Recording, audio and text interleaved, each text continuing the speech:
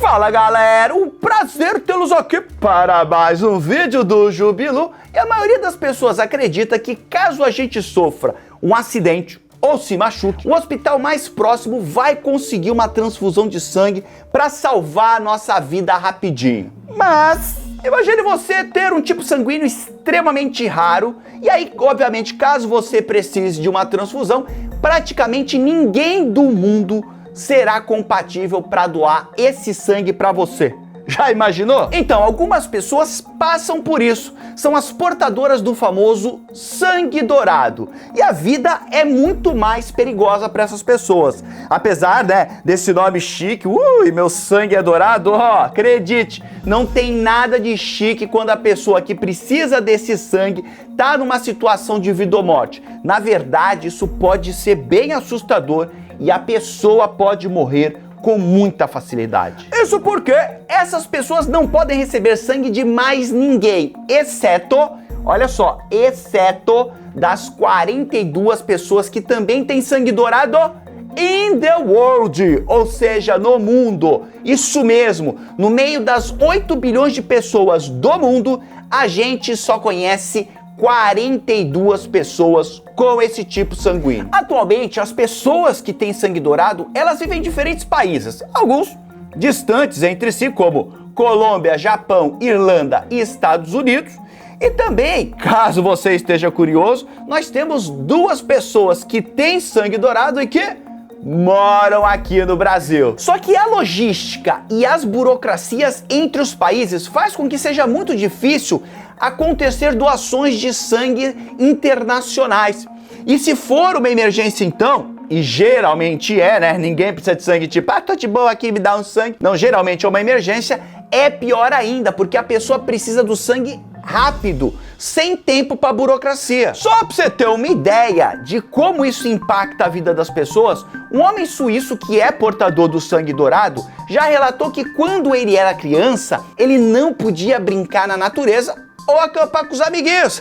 Não podia não. Por quê? Porque os pais dele tinham muito medo que ele se machucasse e precisasse de uma doação de sangue, que é praticamente impossível de conseguir. E mesmo agora que ele está na fase adulta, ele, por exemplo, não viaja para locais mais inóspitos, com medo de não conseguir um hospital que tenha estrutura para atender ele caso algo ruim aconteça. E, além disso, 2 vezes por ano, sabe o que ele faz? Ele faz uma doação de sangue para ele mesmo. Aí ele consegue ter uma pequena reserva caso aconteça alguma emergência e ele precise de sangue. Mas obviamente você deve estar se perguntando nesse momento, você que é a Jubi aluno querido, Jubi aluna querida, tá aí me olhando, tá bonito, tá bonito, deixa eu arrumar cabelinho, isso aqui, tamo junto. Você deve estar se perguntando agora, qual é a explicação biológica para que uma pessoa tenha o sangue dourado. E para você entender do que se trata o sangue dourado, é preciso analisar, a classificação dos grupos sanguíneos.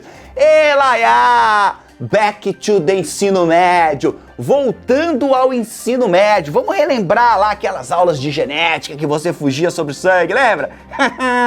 Fugia que eu sei. E Azinho, e B, e B, e B, e A. Ai meu Deus. Eu lembro que na escola eu apanhei muito para aprender isso. Mas enfim, as hemácias, que são as células que formam o nosso sangue, os glóbulos vermelhos, elas são cobertas por proteínas que são chamadas de antígenos. Eu quero que nesse momento você faça um exercício de visualização. Eu quero que você visualize um donut e pense que esse donut ele tem granulados. A célula sanguínea ela seria o donut e os granulados seriam os antígenos. Então as pessoas que têm um antígeno A do lado de fora dos seus glóbulos vermelhos, elas são classificadas como tipo A. Então imagine que o antígeno A ele é um granulado de chocolate. As pessoas que têm o antígeno B do lado de fora das suas células são do tipo B. Então ela teria ali no donut um granuladinho cor-de-rosa. As pessoas que são do tipo AB, sangue AB, elas vão ter no seu donut tanto o granulado de chocolate quanto o granulado ali cor-de-rosa de morango nas suas células sanguíneas. E as pessoas que têm o sangue do tipo O, elas não teriam granulados. Então seria aquele donut seco, sem nada. Essa é a que a gente classifica como sangue do tipo O.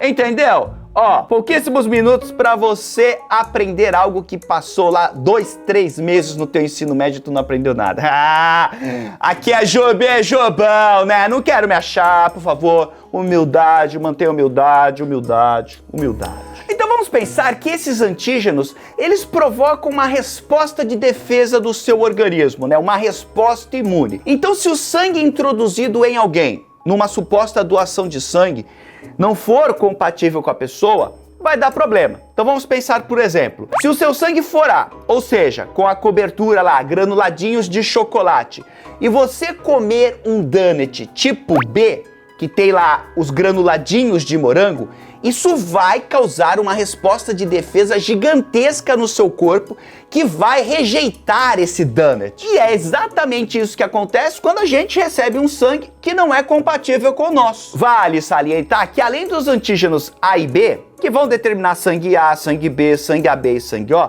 existem outras proteínas encontradas nas células do sangue, ou seja, no nosso donut, que são chamadas de fator RH. E uma forma de visualizar isso é pensar que esse fator RH, ele vai funcionar como uma cereja que vai ali no seu, que vai por cima do seu donut. A presença ou ausência dessa cerejinha no donut ali vai determinar se você é positivo ou negativo. Por isso que a gente fala A positivo, A negativo, O positivo e todas as outras combinações. Então, se tiver cerejinha, é RH positivo. Se não tiver cerejinha, é RH negativo, sacou? Segura firme que o biologuês já vai terminar. É que você precisa entender isso para entender o sangue dourado, você compreende? Eu sei que nesse momento você tá assim, aulinha, não sei se eu vou seguir no vídeo. Segue, já dá um like, 2 tapinhas na cara e vem junto com o Juba e Jubão. Então vamos aqui dar uma filosofada de vida. Uma pessoa só pode doar sangue a alguém com antígenos sanguíneos compatíveis. Ou seja, quem tem o donuts sem a cereja, só pode comer donuts sem cereja também. Se por acaso essa pessoa comer um donut positivo, ou seja, com cereja, o corpo dessa pessoa vai rejeitar. Então, pega aí sua telha e seu carvão para não se perder em toda essa informação que eu tô te dando, mas pessoas que têm o sangue RH negativo, sem cerejinha, elas podem doar tanto pro RH negativo quanto para o RH positivo, porque RH negativo não tem nenhuma proteína problemática quanto ao fator RH. Mas aqueles que são sangue RH positivo, eles não podem doar para quem é RH negativo, porque se isso acontecer, o corpo da pessoa vai ter uma reação contra esse sangue. Então assim, deu uma simplificada aqui só para vocês entenderem o processo. Agora sim, você aguentou, você é forte, hein? Você é forte, aguentou. Agora a gente vai voltar a falar do sangue dourado, porque agora você vai entender. Agora você vai entender, olha só que legal. Porque, na verdade, eu não sei se você sabe, mas existem 49 antígenos RH. E essa famosa divisão que se aprende na escola, negativa e positiva, e que a gente usa no dia a dia, ela se refere à ausência ou presença só de um tipo deles, um tipo específico, que a gente chama de antígeno RH desão. O sangue dourado ele é tão raro porque ele não possui nenhum dos 49 antígenos RH. A gente não tá só falando desse famoso RH desão que eu acabei de te explicar. Eu tô falando de todos os 49. Por isso ele também é conhecido como RH nulo.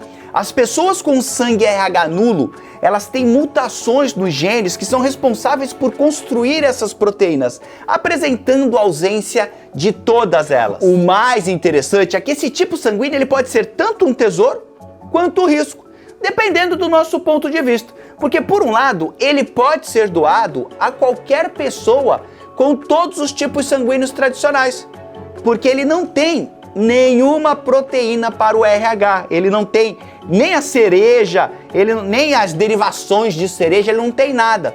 Então ele tem uma alta capacidade de salvar vidas. Por outro lado, como ele não tem nenhuma dessas proteíninhas RH, ele não pode receber de quase ninguém. E também ele ganha de brinde ainda alguns problemas de saúde extra. Sanguezinho dourado é um pacotinho complicado. Lembra que eu te falei do homem suíço que doava sangue para ele mesmo? Então, tem um problema aí. Ele só pode fazer isso 2 vezes por ano, porque quem tem o sangue dourado, além de passar a vida correndo risco, também tem alguns efeitos adversos na sua própria saúde. Isso porque os antígenos RH, eles têm um papel importante na manutenção da integridade das membranas das nossas células sanguíneas, das nossas hemácias. Então eles deixam elas legalzinha ali, toda estruturadinha.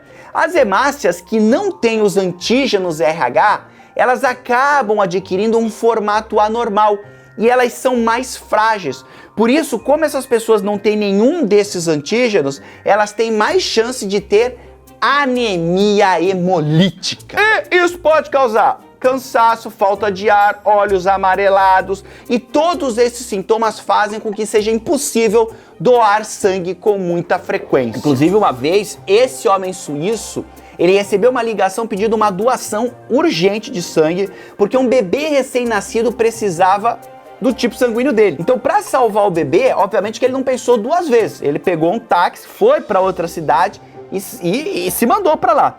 Só que pelas leis de algumas partes da Europa, ele não recebe nenhum reembolso por isso. E ele não tem nem abonado a sua falta no trabalho. Óbvio que é maravilhoso você saber que salvou a vida de alguém. Mas isso também vem com o fardo de ser a pessoa que fica de plantão a vida toda para receber ligações de pessoas que precisam do seu sangue. Então você pode, sei lá, tá no meio do seu casamento e tcharam! E aí, aquele sanguinho dourado, tá na mão? Bora, partiu Suíça! Mas é importante lembrar que, independente de ter sangue dourado ou não, os hospitais do mundo todo contam com a doação de voluntários para salvar a vida de outras pessoas. Desde as primeiras transfusões sanguíneas em 1800, isso já salvou milhões de vidas. Maravilha! Então, ó, eu tenho inclusive aqui no canal um vídeo em que eu fui doar sangue e mostrei todo o bastidor. O que acontece com o sangue depois que ele é doado. Então, se você nunca doou sangue porque você tem medo, assiste lá pra você ver, ó, o tamanho da danada da agulha. É quase um cano PVC. Ah, tô zoando. Ó, vou deixar o link aqui pra vocês assistirem esse vídeo. Não mais de deixar de dizer que foi um grande prazer estar aqui com vocês. Deixa um like só pela doação de sangue que eu fiz. Um grande abraço. Tchau.